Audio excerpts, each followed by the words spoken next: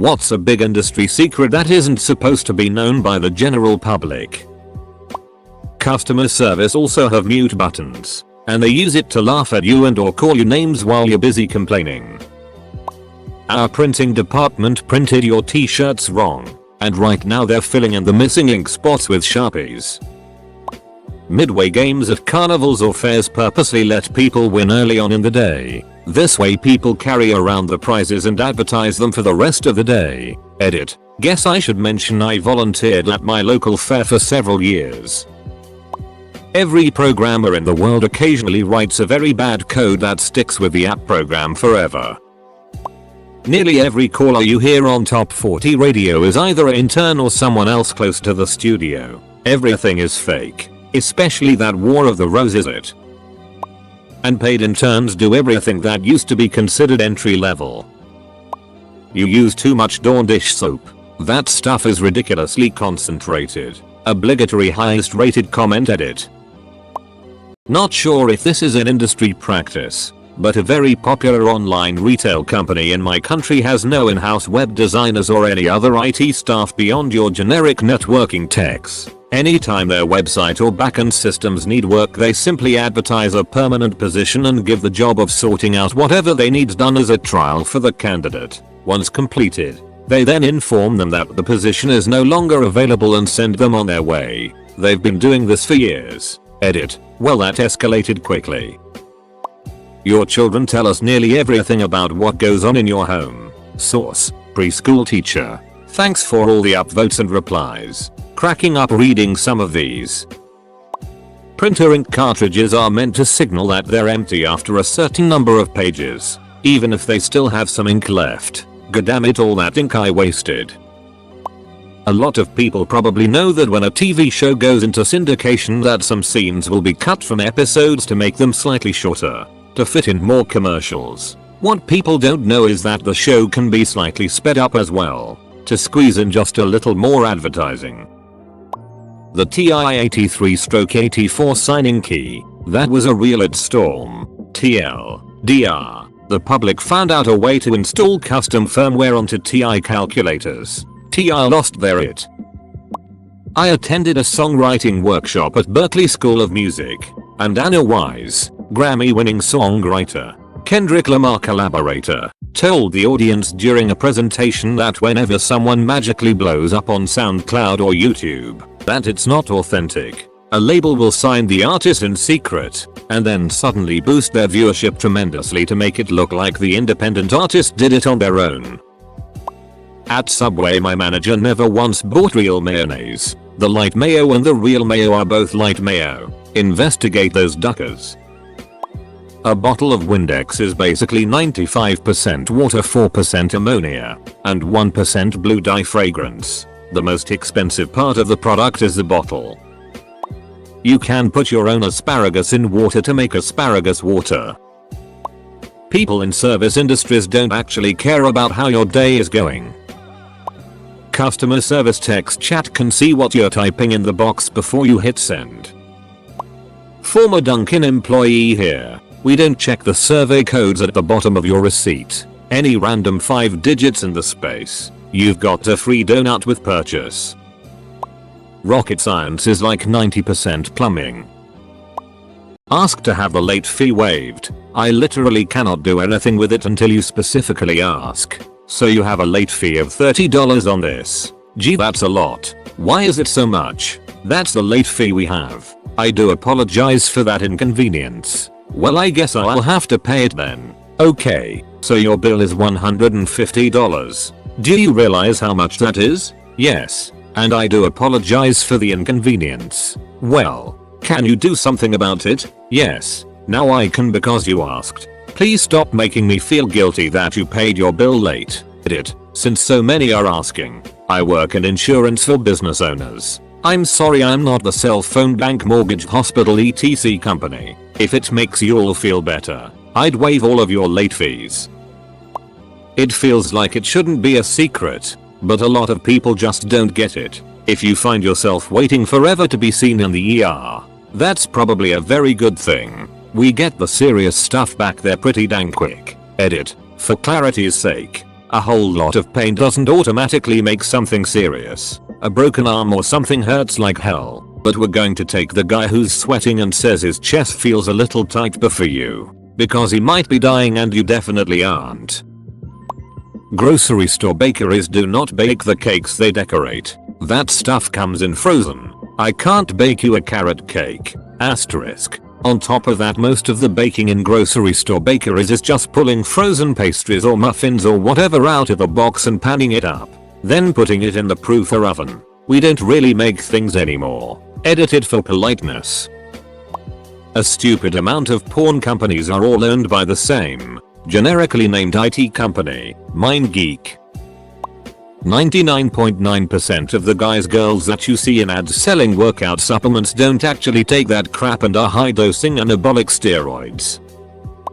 If you get involuntarily bumped from a flight, you can get paid out 200-400% of the flight's cost back depending on how late you get to your destination. If this happens to you, they'll offer you a bunch of vouchers. But be persistent and they'll pay you out. If the airline arranges substitute transportation that is scheduled to arrive at your destination between 1 and 2 hours after your original arrival time, between 1 and 4 hours on international flights, the airline must pay you an amount equal to 200% of your one-way fare to your final destination that day, with a $650 maximum. If the substitute transportation is scheduled to get you to your destination more than 2 hours later, 4 hours internationally, or if the airline does not make any substitute travel arrangements for you, the compensation doubles. 400% of your one-way fare, $1,300 maximum. Edit. When a flight is overbooked, they come over the PA and start handing out a few $100 vouchers and put you on the next flight.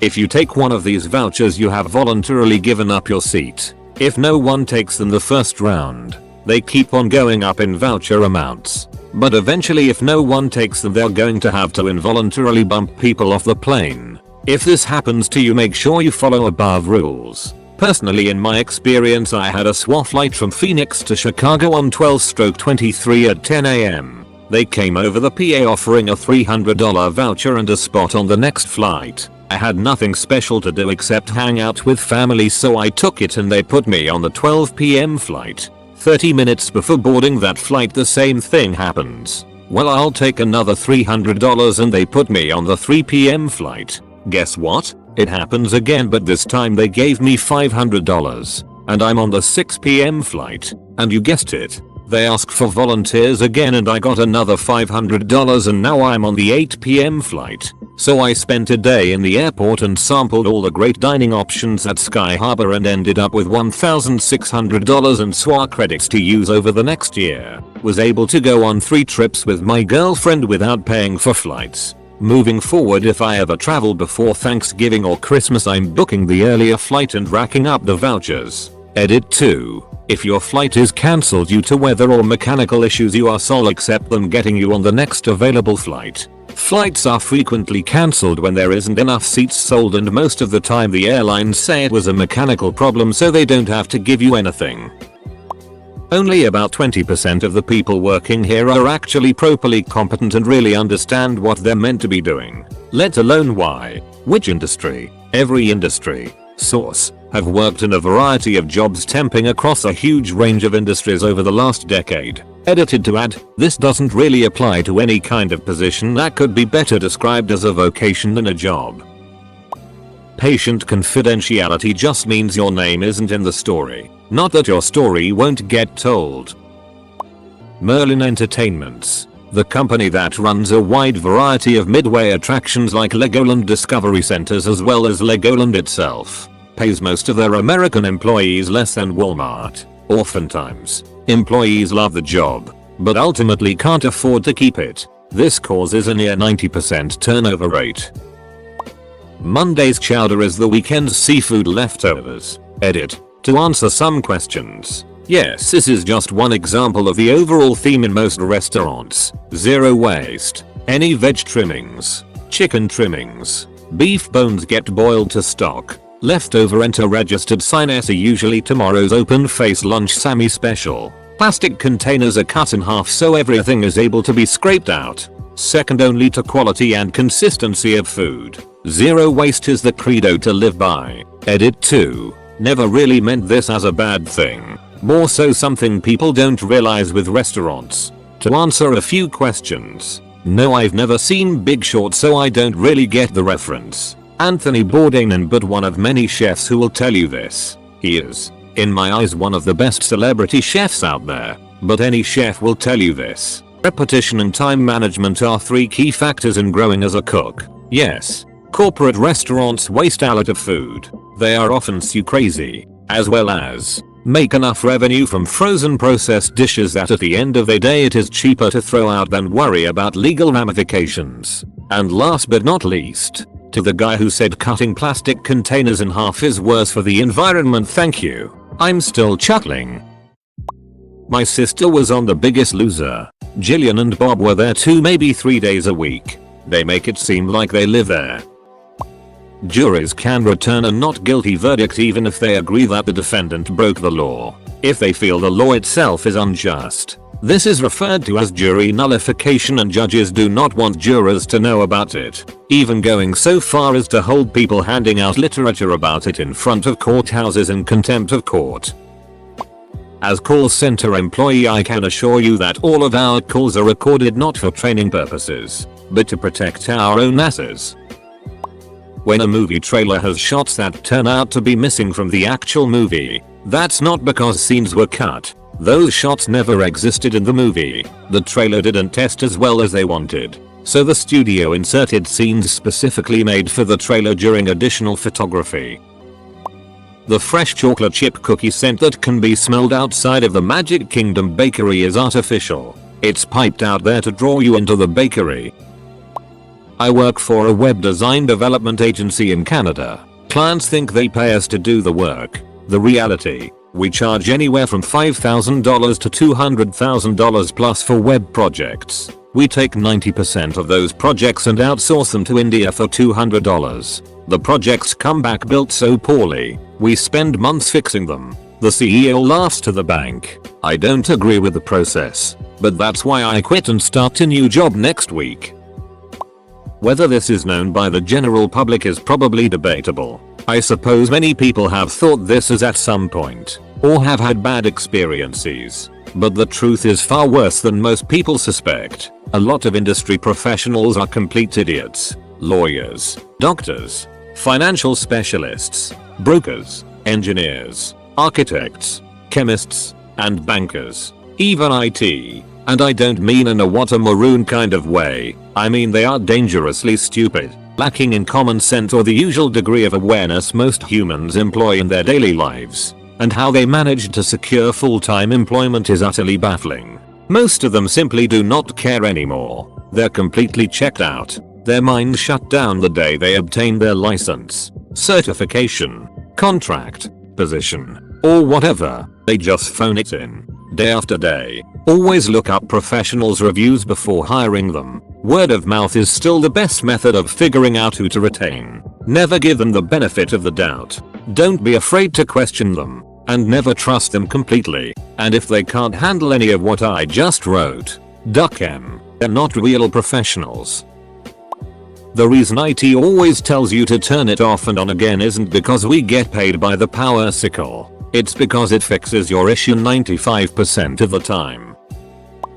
Hospitals and doctors' office bills in the US can be negotiated, and many will offer huge cash discounts if you pay at the time of service. But once the insurance gets billed, there is much less room for negotiation. If your bill gets applied to the insurance deductible, then the facility, by law, is supposed to collect the full amount that was applied to the deductible from you. Also, if there's a copay, the facility, by law, is supposed to collect that as well. For the average person on a high deductible plan, $1,000 plus, you'd have to get cancer, or be in a huge trauma for the insurance to kick in any meaningful payment. Insider advice: when you make an appointment at a doctor's office, ask if they have a point of service discount. Also, if you go to a hospital, don't let them know you have insurance until after they give you the bill. Do the negotiation first, then do the math and see if it's cheaper to pay out of pocket. If not, the facility has 6 months to bill your insurance after the date of service. Edit. This whole thing doesn't work for providers that strictly see in-network patients. That is, HMOs. Companies have quarterly targets, including shops. So if you're buying, for example, a fancy watch, go in at the very end of the quarter and lowball them. If they haven't hit target for that quarter, then they're often likely to cut you a deal. Something they probably won't do at the start of the quarter. If they've hit target, just wait. That many of the big named Apple, Samsung and Sony companies are profiting from child labor in Africa. India has a large portion of its workforce powered by child labor. More than a 2015 report by the International Labour Organization, ILO, puts the number of child workers in India aged 5 to 17 at 5.7 million, out of 168 million globally. And while there are no provable links to international corporations, there are more than 45 million people trapped in modern slavery. You simply can't get that many people trapped into slavery without big corporations being behind it.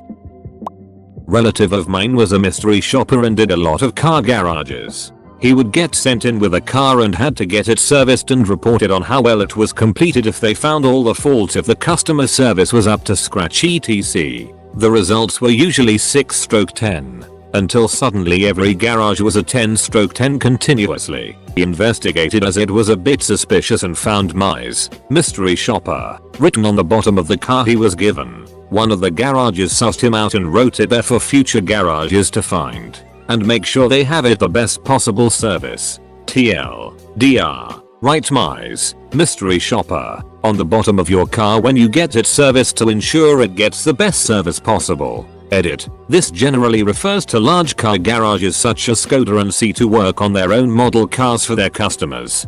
Going to your local mechanic round the corner, he isn't going to expect a mystery shopper anytime soon. It's more the corporate garages who hire Mize. Government cares about the people. I've worked at various offices and you meet way more Leslie Nopes than venal Blagojeviches. My experiences are borne out by others as well. The author Mark Hallepin said on the Moment W. Brian Koppelman podcast that of the 160 presidential candidates he covered, at least 151 were literally in it to make America a better place, not for the power-mad reasons the public assumes. Think about the kids in ASB or student council. Those are generally the most ethical kids in the school and they become our future congressmen. Edit. Fixed podcast reference. The discussion starts at the 35-minute mark, if anyone is interested. Nothing but cakes is not made with natural ingredients or fresh every day. They can be kept frozen for a few weeks and our eggs come out of a giant bag, pre-mixed. You do not even want to know how much red 40 dye goes into that damn red velvet cake. Ever done an online insurance quote? That's just a slightly watered down version of what your insurance agent is working with. Seriously, we just put in the info and the computer spits out a price. Unless coverage or rating information changes, the price you get is what you get. 20-30 years ago, an agent could tell you how much different rating factors impacted the price, etc. Today's agents aren't privy to any of that information. TLDR. Insurance agents don't just pull the price out of their asses and hope you'll take it. The computer does that for us. If you have a Bank of America credit or debit card, and your card gets declined and you call and find out it was because of a data breach, the fraud department that you speak to is forced by the bank to tell you that they can't see where or when the data breach occurred. But we can see it. It shows us right there on our computer. It's really ducking annoying for everyone involved. Other than the bank apparently, since they're the ones that enforce this. It's a major problem because your card gets completely shut off right there over the phone. And we have to send in a request to have a completely new card and card number sent to you. Then, you wait about 2 weeks to receive it in the mail. And have to change everything you pay your bills onto the new card number. But if you go back to the store with that new card that had the data breach and they still haven't resolved the problem with the breach, then your card will be shut off again. Rinse and repeat. Please try not to get too angry at the people you talk to on the phone. They don't work at BOA. They're just lowly call center workers. And they are fired if tell you where it happened. The bank is saving their own ass to not piss off big companies that don't want that info to leak to the public. Edit. I didn't think this would actually get seen much. In case I go missing, Boa probably sent someone to kill me. Diamonds should be worth much less than people pay for them. McGraw-Hill makes practically every textbook allowed in America's school. At the end of every year they throw away the tens of thousands of books for the tax write-off because it's going to a recycling plant. I am talking textbook for K through 12, college books of every type, teacher editions, and class sets of short stories and books for kids in process of learning to read. A normal textbook costs a school $60 to $80 a pop, but they throw enough away to educate every child in Africa. When I worked at the recycling plant I wasn't allowed to take them because it was considered illegal to distribute them. I truly lost all hope for the future of humanity after that, and quit my job. The place they're sent to is called Medina Recycling in Eni, Ohio. I seriously wanna find a way to make this big news and trash McGraw-Hill over it. It is also a 2-month period that is Medina Recycling's largest contract for profit. Edit. Sorry, the company name is McGraw-Hill. Edit 2. I know I said end of the month, but with a lot of new information coming to light, I realize that I can't do this sloppy or it is either going to get me in trouble or it'll be swept under the rug. Probably going to get a Kickstarter going on this so I can get around and talk to other schools and McGraw-Hill associates in the tri-state area, along with creating a huge list of newspaper and media outlets to be notified all at the same time. This is going to be more work than previously thought. Please message me up if you can offer help. Edit 3. Wow, my gold cherry just got popped, thank you. And had to remove evidence of incrimination, but it may be released once I talk to my lawyer tomorrow.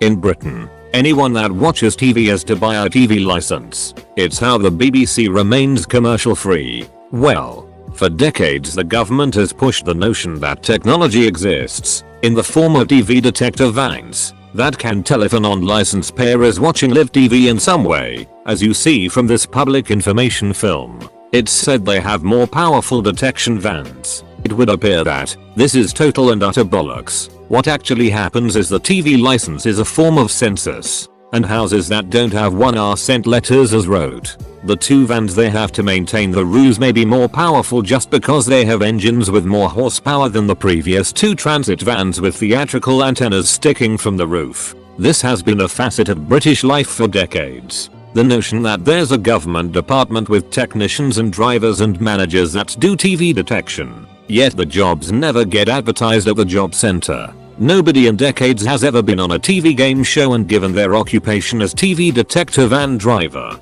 We have people that served in the most secret parts of the military and government and company boardrooms that have written tell-all books, but never one from TV detection staff. That's because it's hard to have job vacancies for, and interviews from, and expose registered sign-s of people that don't exist. Edit. If this doesn't become a hot topic in the United Kingdom subreddit, nothing will. MR. Clean magic erasers are just melamine sponges in a fancy box with a fancy label. They retail for about $1 a sponge. $6.50 8-pack is a sale price. You can get a 100 pack on eBay for $4.99. Free shipping. I work in the trucking industry and it's frightening how much food product is sold and resold after being rejected. Had a customer have a load of cheese refuse because it was too warm, but took it back to another warehouse, cooled it down and resold it to another customer. I have seen it done with cheese, juice, meat and seafood. Only seen it done about 4-5 times out of 10,000 plus loads I have moved, but that is still too high. You can buy advertising for really cheap if you go about it the right way. You're not getting a full gram. I work at a hospital in an area where there are lots of hospitals. Our area has an EMT lounge with free slushies, soda and snack food, so the EMTs choose our hospital when delivering patients. College professors often have zero or very little training in teaching. They are just really good at research in their area, and thus earn advanced degrees until someone puts them in front of a bunch of college kids. The top professor at a university with a PhD and a ton of research publications isn't even qualified to teach kindergarten, high school, etc. There's a dead body in almost every commercial aircraft stowed away in the cargo, and the airport staff drink your confiscated alcohol. Pizza Hut managers are trained to give you free food if you complain about anything and with zero proof required. If they refuse to give you free food, call their corporate hotline and they will give you free food while reprimanding the store manager in question. Source: was manager. Got in trouble for not giving someone free food like I was trained to do. The moment you enter the mental health system in Canada, you have zero confidentiality. I can get any kind of information on you at any time with very little effort. Poultry industry. When hatched, a chick costs $0.25. Over its lifespan of only about 30 days, it consumes about $1 of feed, which is the largest cost to the company. The feed. No steroids or anything, just clever selective breeding have created birds with oversized breasts, which is where the money is. Within 3 hours, a bird is killed, death-rolled, eviscerated, and chilled down to under 40 degrees Fahrenheit, which is the magical degree at which microbial growth slows or stops. The chilling process takes the longest, nearly 2 hours, in super chilled water. That's where the up to 5% retained water comes from. Certain companies add chemicals to promote more water retention. Every carcass is USDA inspected. Every single one. Foster Farms has the capacity to process 2 million chickens each day, and they are not even in the top 3 poultry manufacturers. After chilling, the birds are then cut up and packaged except the breast meat, which is aged, which is a fancy term for holding them for at least 16 hours to continue to retain water. That it is sold at a premium, so more water equals more money. Chicken is good for up to 16 days depending if the cold chain has been maintained. Kept under 40 degrees Fahrenheit. Very little is left to waste. The feet are mostly shipped to China. They can't get enough of them. Blood is used in fertilizer. Feathers are often ground up and fed back to the birds. Look for packaging that reads vegetarian diet or no animal byproducts to avoid that Soylent Green it. Words is. The pretzels you get at the mall only cost 25 cents to make, including labor. Also, the cheese we have comes in a big can that is less than $15. They charge 50 cents extra for a tiny cup. We dilute it 3x with water and mix it up in the back. I was an assistant manager for Auntie Anne's for 2 years. The 25 cents included things like labor, rent, franchise fees, insurance, etc. I'm sure there are other expenses that didn't cover, and I'm also aware things get marked up. Damn pretzels and their deliciousness.